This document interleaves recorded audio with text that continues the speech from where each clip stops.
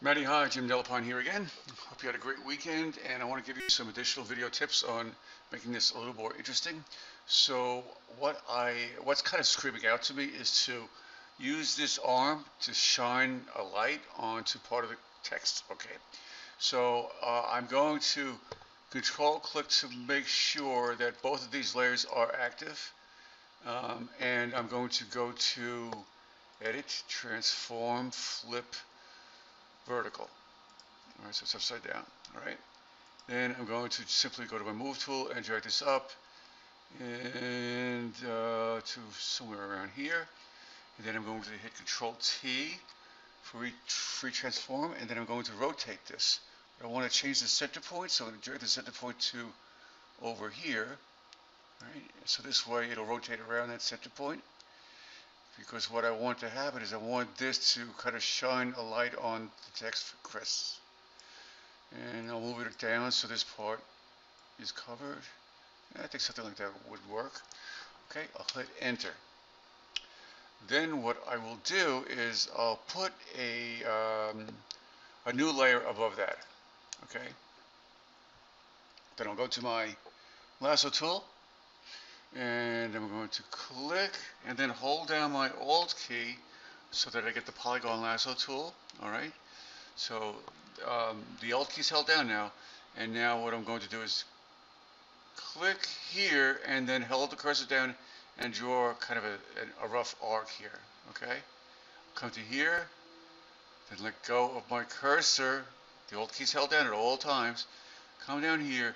I'm going to click and hold my cursor down and drag over to kind of like make a slight ellipse, something like that. Okay? Then I'll let go of my cursor and then the Alt key. Alright? Then what I'll do is I will go to my foreground color and click on that to access the color picker. And I'm going to select a bright green, computer green, I'll call it. Alright, so that's my foreground color. Then I'll go to my paintbrush, and I'm going to select a 0% hardness brush, and I'll hit my right bracket key on the keyboard to make it a little larger, much larger. And right about here, I'm just going to click to create this glow. It's maybe a little bit too much. Let me undo that, and right about here. All right. I don't want it to be solid green under the text. I want it to look kind of like it's a light. All right. So then what I'll do is, I can lower the opacity of that too. All right, which I probably should do, something like that. All right. So now I will deselect, and then I will create another new layer. But this has to be above the text layer. So let me scroll up and go to this Computer Chris, and I'm going to select, I'm going to create a new layer, but I want to create it above these adjustment layers here. So I'll select the top adjustment layer and click on the new layer icon. All right. And then what I'll do is I'm going to put a selection around all your text. So I will control click on the T on the Computer Critic Chris text. Okay, right here. Control click, and that creates a selection around all opaque pixels on that layer. All right.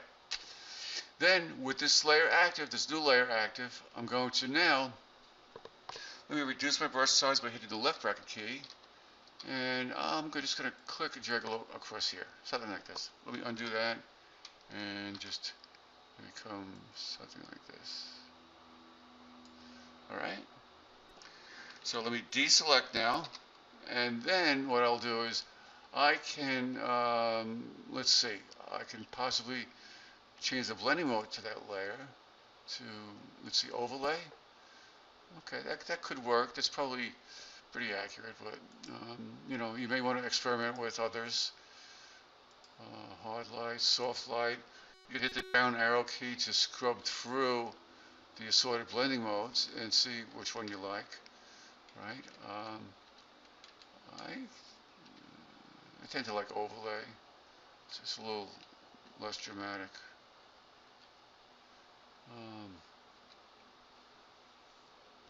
I mean, if it was normal It's basically like putting opaque paint on top of it, and I want to be able to see the texture below. I mean, yes, I could lower the opacity, but I like the effectiveness of the blending mode for overlay. All right, so I'll leave it at that. All right, so I'll stop there. I hope that helped. Great job on this. All right, take care now. Bye.